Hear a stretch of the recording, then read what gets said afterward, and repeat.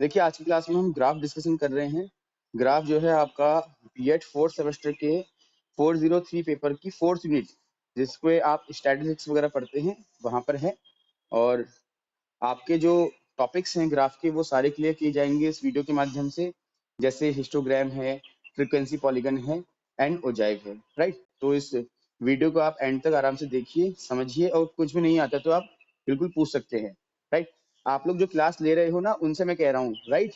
ये मत सोचना कि ये वीडियो के लिए बोल रहा हूँ। आप लोगों को कुछ समझ में नहीं आएगा तो बीच में आप क्वेश्चन कर सकते हो। ये मत सोचिएगा रिकॉर्डिंग हो रही तो क्वेश्चन करना ही नहीं है। एक्चुअली रिकॉर्डिंग आप ही लोगों के लिए ही है। तो देखिए सबसे पहले तो ग्राफ क्या होते हैं। किसी भी आंकड़े का पिक्टोरियल जो प्रेजेंटेशन होता है उसको हम ग्राफ कहते हैं। पर्पस क्या है इसका? To display data to viewer in pictorial form. अब आंकड़ों को हमने चित्र के माध्यम से क्यों दिखाना है?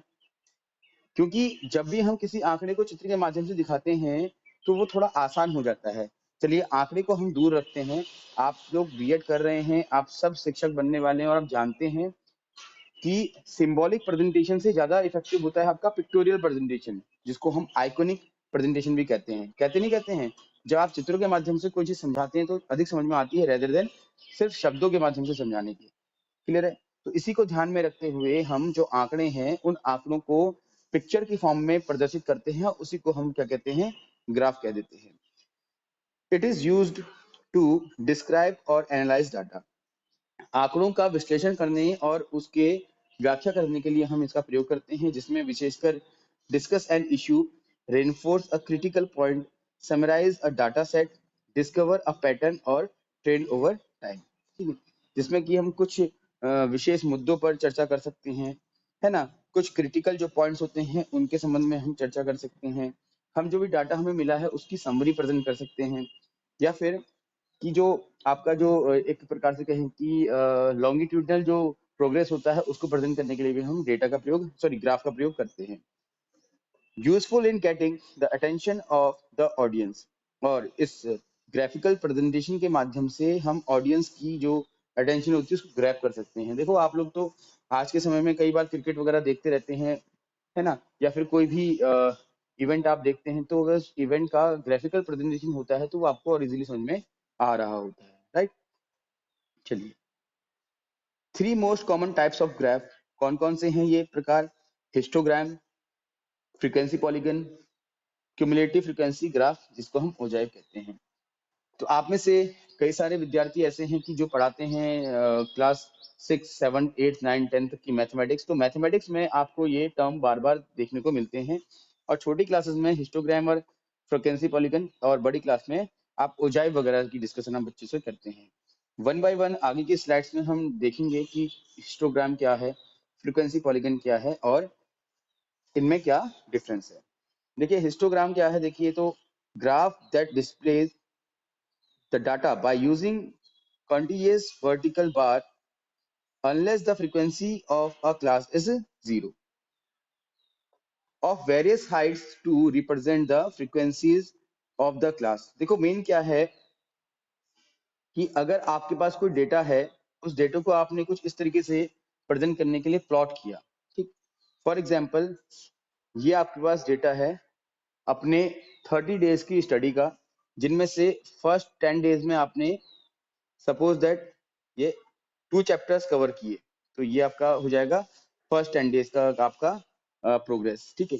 देन सेकंड 10 से 20 के बीच में आपने, है ना, अगले 10 दिनों में आपने केवल एक ही चैप्टर पढ़ा, तो ये आपका यहाँ पॉइंट प्लॉट हो जाएगा, ठीक।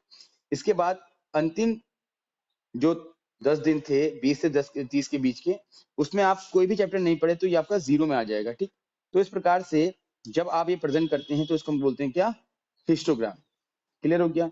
अच्छा, अब आपने यहाँ पर एक और चीज पढ़ी कि until the frequency of the class is zero. अब यहाँ पर आप देख रहे हैं कि तीसरे दिन जो आपका 20 से 30 के बीच का जो समय है उसमें कोई भी प्रोग्रेस नहीं हुई है, तो इट मीन्स आप यहाँ पर हिस्टोग्राम को प्रेजेंट ही नहीं कर पाएंगे, ये ब्लैंक रह जाएगा आपका। क्लियर हो गया? चलिए इसको और आगे बढ़ा देते हैं हम। सपोज दैट कि ये 40 डेज का हमने निकाल लिया, तो नेक्स्ट 10 डेज में आपने फिर से पढ़ाई की और आपने 3 चैप्टर कर लिए, 3 चैप्टर्स कर लिए, ये बनेंगे आपके क्या? हिस्टोग्राम, ठीक। इस प्रकार से आप हिस्टोग्राम बनाते हैं। देखिएगा आप लोग कि पहले वाले में आप देख रहे हैं कि 2 चैप्टर्स पढ़े हैं, सेकंड वाले में आप देख रहे हैं कि 1 चैप्टर आपने पढ़ा है और 20 से 30 के बीच का जो टाइम है वो बिल्कुल ब्लैंक हो गया है, 0 है क्योंकि, है ना?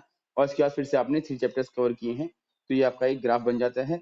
आगे के स्लाइड में बहुत आपका क्लियर पिक्चर्स हैं इसकी, तो उसको देखने के लिए आप लोग, ठीक है? तो देखिए, टू कंस्ट्रक्ट हिस्टोग्राम, अब कैसे आप हिस्टोग्राम को कंस्ट्रक्ट करते हैं?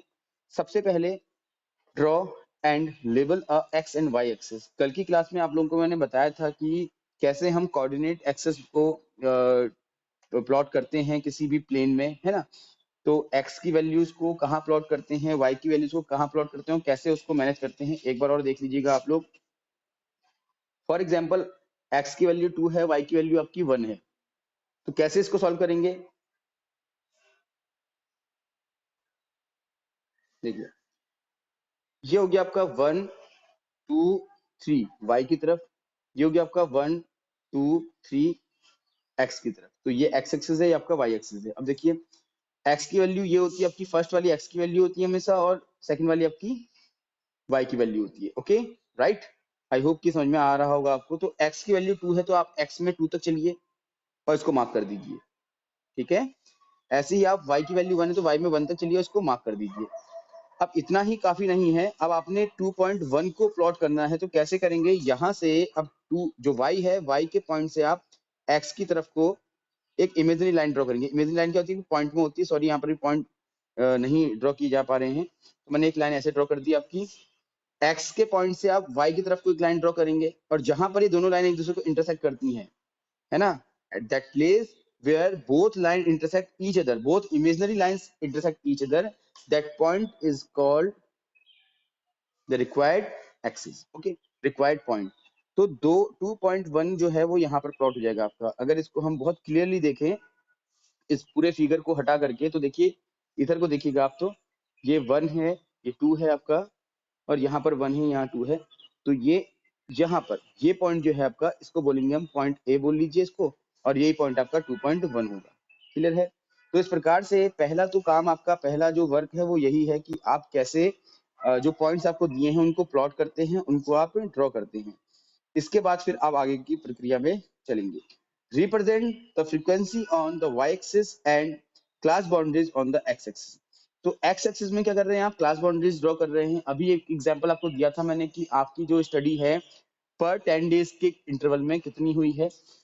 तो 0 से 10 आपने एक क्लास इंटरवल बनाया है, ये हो गया 0 to 10। फिर 10 to 20 आपने दूसरा क्लास इंटरवल बनाया है, फिर 20 to 30 आपने तीसरा क्लास इंटरवल बनाया हुआ है। तो इस तरीके से क्या आपके इंटरवल्स हैं। और फ्रीक्वेंसी है आपका नंबर ऑफ चैप्टर्स, कितने चैप्टर्स आप कितने दिन में कर रहे हैं, तो ये आपका फ्रीक्वेंसी हो जाती है।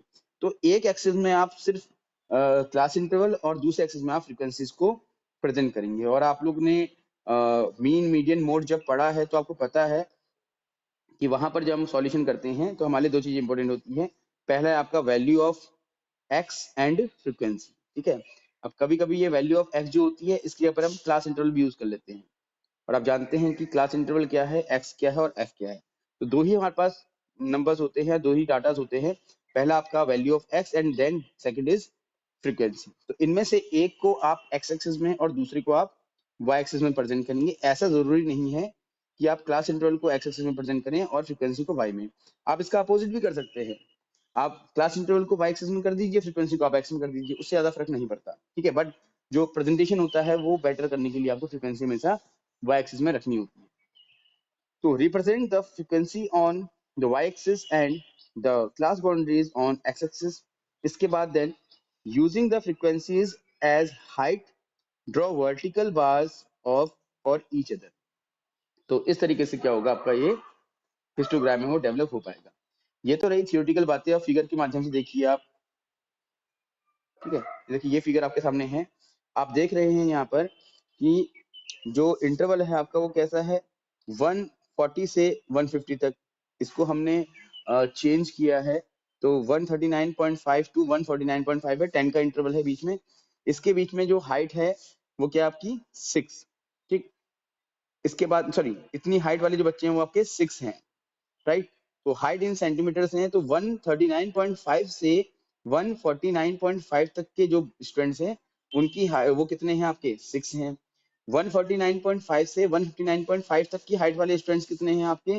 तो देखिए 9 तक जा रहा है ये, है ना। 159 से 169.5 तक के जो स्टूडेंट्स हैं वो कितने हैं आपके? तो देखिए 7 तक जा रहा है, राइट। इसके बाद 169 से 179.5 के जो स्टूडेंट्स हैं वो कितने हैं आपके? 5 हैं। अच्छा, ये तो रहा आपका graphical representation of given data. अब आपके लिए प्रश्न है कि जो ये आपको डेटा दिया हुआ है, इसका ये जो प्रेजेंटेशन दिया हुआ है, ग्राफ दिया हुआ है, इससे आप डाटा बनाएंगे। तो कैसे बनाएंगे? ठीक है, तो देखिए इसको हम एक काम करते हैं, पहले हम लिखते हैं यहाँ पे फ्रीक्वेंसीज। ठीक है, आई होप आपको दिखाई दे रहा होगा, थोड़ा सा बड़ा है। मैं 139.5 की जगह 140 कर दे रहा हूँ, ओके। 140 टू 150, ठीक। देन 150 टू 160,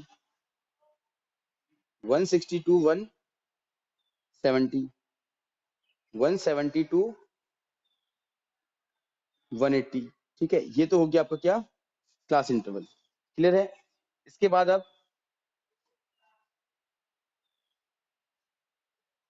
आप फ्रीक्वेंसीज क्या क्या देखिए, तो 140 से 150 के बीच की फ्रीक्वेंसी कितनी है? 6 है, तो लिख दीजिए यहाँ पर 6 आप। 140 से 150 के बीच की, सॉरी 150 से 60 की फ्रीक्वेंसी क्या है आपकी? देखिए 9 है, तो यहाँ पर 9 लिख दीजिए आप। इसके बाद 160 से 170 की फ्रीक्वेंसी कितनी है? 7 है, आपको दिख रहा होगा, तो 7 लिख दीजिए यहाँ पर आप। फिर 170 से 180 की फ्रीक्वेंसी कितनी है? देखिए तो आप 5 है, तो 5 लिख दीजिए, है ना। तो इस तरीके से आपका क्या बन रहा है? डेटा बन जा रहा है। तो जो आपको ग्राफ दिया हुआ है, उस ग्राफ से भी आप क्या कर सकते हैं? डेटा अपना मैनेज कर सकते हैं, बना सकते हैं, या फिर जो डेटा गिवन है उससे आप ग्राफ बना सकते हैं। क्लियर हो गया? फिलहाल हमें तो अभी जो गिवन डाटा है उससे ग्राफ बनाना सीखना है। तो ये होता है आपका फ्रीक्वेंसी डिस्ट्रीब्यूशन, ओके। सॉरी, ये होता है आपका हिस्टोग्राम। तो हिस्टोग्राम कैसे बनता है तो आपको मैंने बता दिया है अभी अभी एग्जाम्पल से। अब एक काम करते हैं, एक क्वेश्चन मैं आपको देता हूं, उस क्वेश्चन के माध्यम से आप क्या करिएगा? एक हिस्टोग्राम बनाने की कोशिश कीजिए, ठीक है। तो तो जैसे हमने आज की क्लास में ये जो हिस्टोग्राम है इसको डिस्कस किया है, अब मैंने आपको 2 क्वेश्चन भी दे दिए हैं, आपने क्वेश्चन कॉपी कर लिए होंगे, है ना। उनका आप हिस्टोग्राम बनाइएगा और कोशिश करिए कि कम से कम 10 आप फिगर्स लीजिए और उनका आप हिस्टोग्राम बनाने की कोशिश कीजिए, और जब नहीं बनता है तो पूछेगा, अदरवाइज आप ये समझिए कि आपको ये आ गया है।